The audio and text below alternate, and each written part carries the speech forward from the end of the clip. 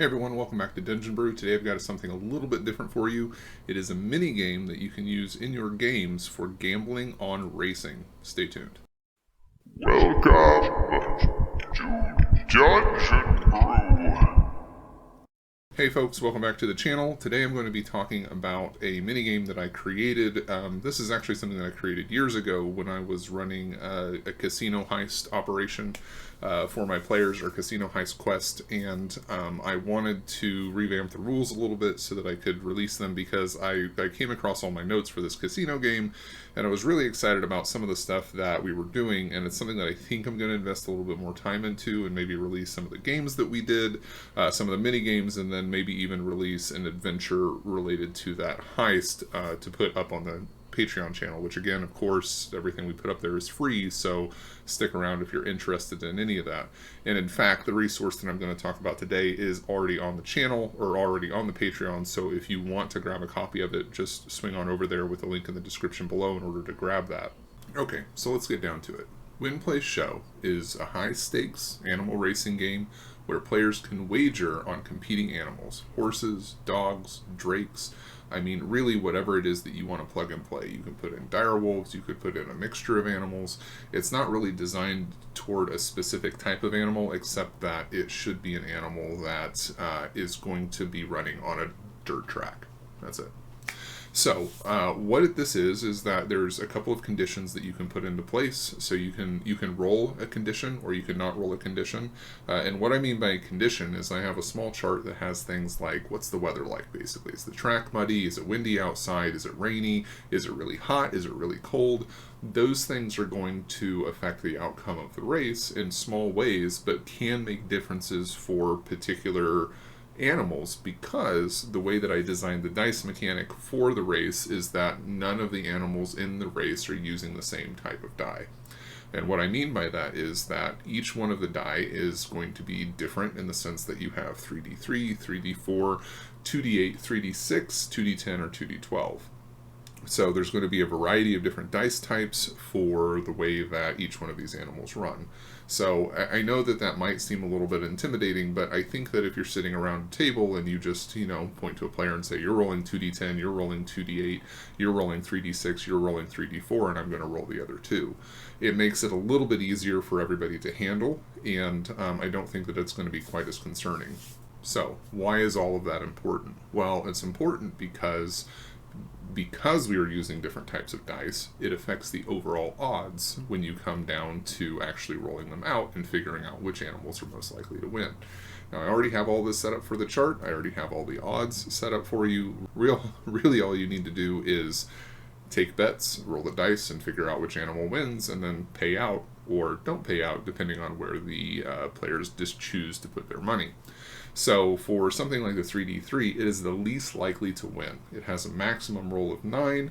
It doesn't seem like it. Most of the time it's going to be rolling an average of around 6, and that makes it least likely to win overall, which means that if somebody wants to put a wager on the 3d3 to actually win, those odds are 15 to 1. So if they want to put in 10 gold, they could potentially win 150 gold, but the odds of them actually winning are actually pretty slim.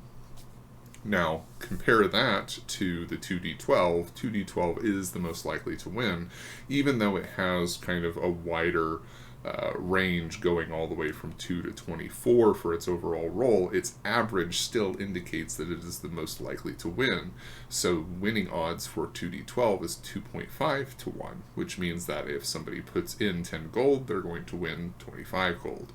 So most of those should be fairly simple, I think. I tried to make sure that most of the math was a little bit straightforward and I didn't end up with like 1.15 to 1 odds or some crazy nonsense that's going to be difficult for people to calculate on the fly. But I think ultimately what it's going to do is it's going to end up with some pretty satisfactory results. It also ends up in a situation where, because of the randomness of dice, I don't think that you're going to end up with a lot of situations where players are actually going to be breaking the bank.